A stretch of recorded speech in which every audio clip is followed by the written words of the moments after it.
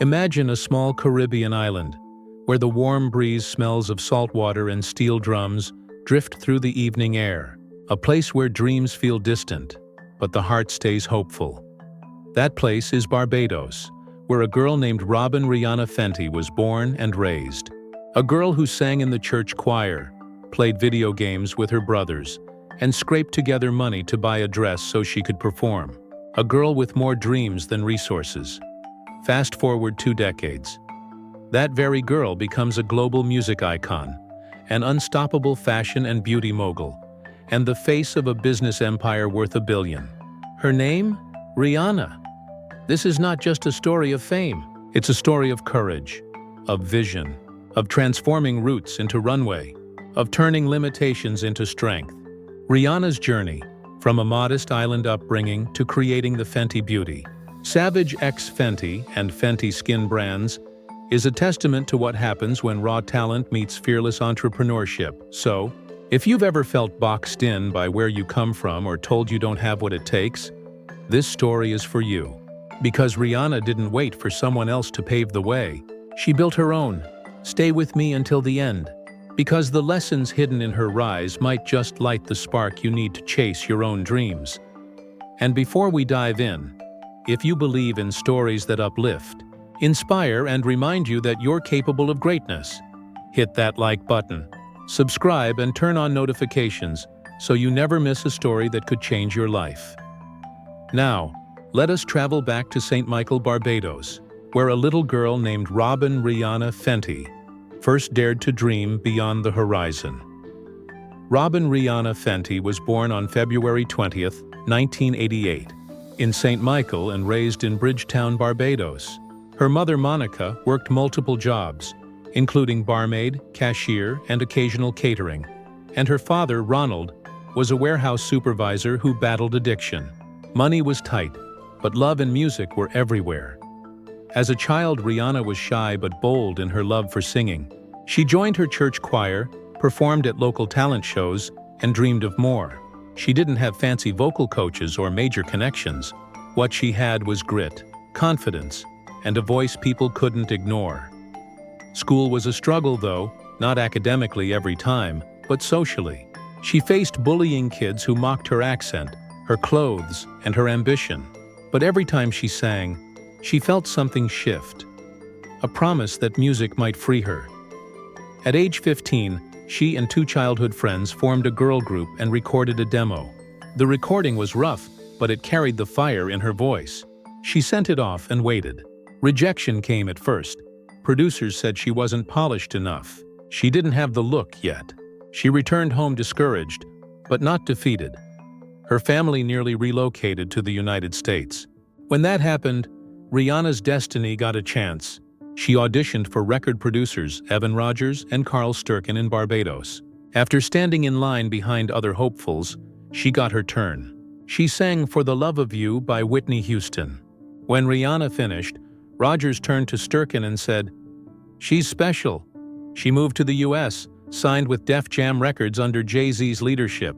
Suddenly she was in a new world. Bright lights, high expectations, judges who knew nothing of Barbados except what they saw on stage. Critics questioned her, objected to her style, her image, her accent. But Rihanna leaned in. She chose authenticity. She understood that uniqueness is rare and powerful. Her early albums, Music of the Sun, A Girl Like Me, and Good Girl Gone Bad, weren't just songs. They were statements. She experimented with styles, dancehall, pop, and R&B. She pushed boundaries. She clashed with norms. Fans loved her for it. Others tried to box her in. But while the world saw rising stardom, Rihanna saw possibility. She realized that music might open doors, but to build something lasting, she needed to see beyond the stage. Every step into business began with Rihanna noticing a gap.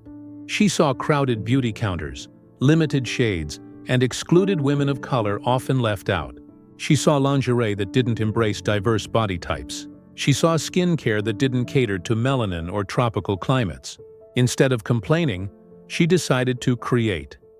In 2017, Rihanna launched Fenty Beauty in collaboration with LVMH. The magic moment? the Pro Filter foundation, available in 40 shades at the start. Suddenly, women whose skin tones had been ignored could see themselves in the mirror.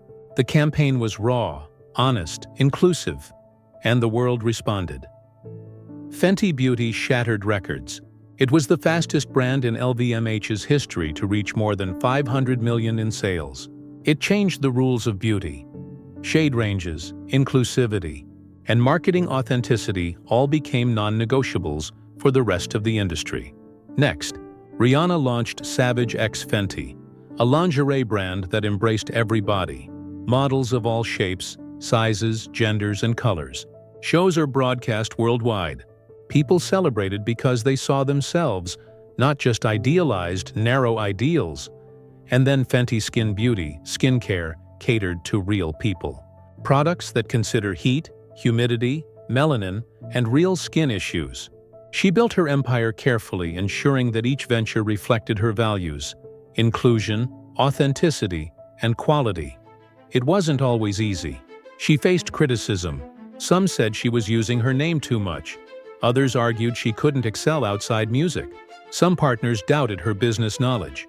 But Rihanna learned fast.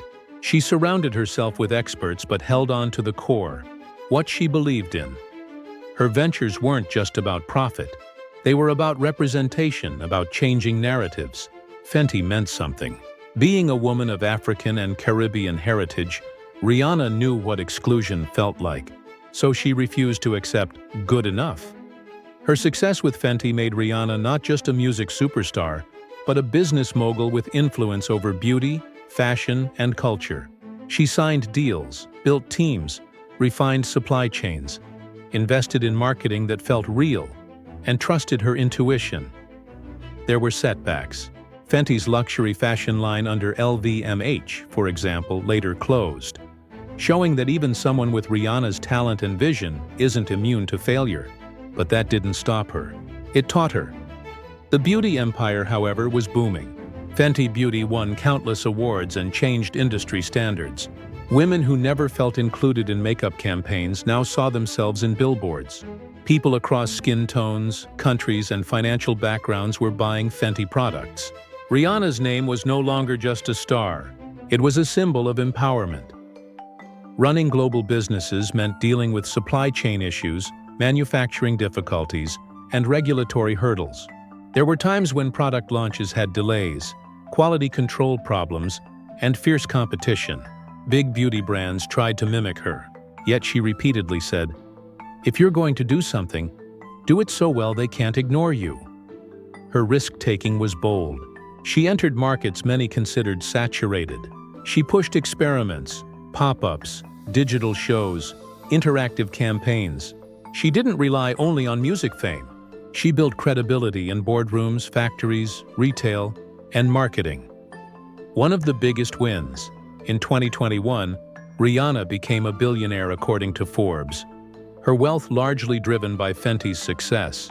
Despite stepping back from touring and music to focus on motherhood and personal health, her business continued to grow. Rihanna's leadership style is unique. She listens. She collaborates. She uses her own experiences as guideposts.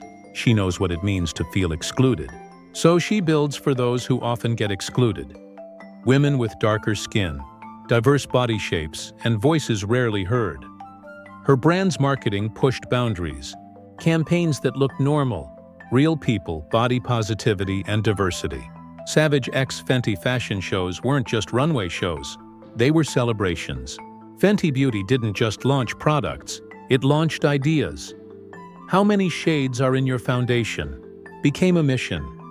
Rihanna's journey offers powerful lessons for all of us. Own your uniqueness.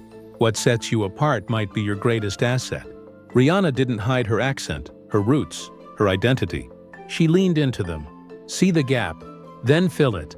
Beauty brands ignored inclusive shades. Lingerie brands ignored diverse sizes. Rihanna saw what was missing and built something new. Don't fear failure. It's part of progress, losing out on some business lines, missing charts in music, closing fashion segments. She took those not as defeat, but as lessons. Build with purpose. Her businesses aren't just for profit. They're statements about inclusion, representation, and quality. Balance, passion, and discipline. Even as a global star, she remains hands-on, forward-looking, and careful about leadership and operations. Rihanna's message is simple. You can be from humble beginnings and still change the world.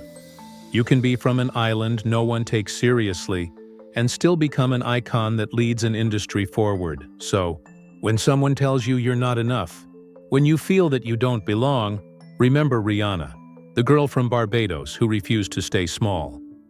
If this story inspired you, smash the like button, subscribe, and share this video with someone who needs to believe they can rise. Tell me in the comments, what is your gap in the world that you can fill? What is your unique voice waiting to be heard? Because your origin story isn't a limitation, it's your foundation. Build something amazing from it.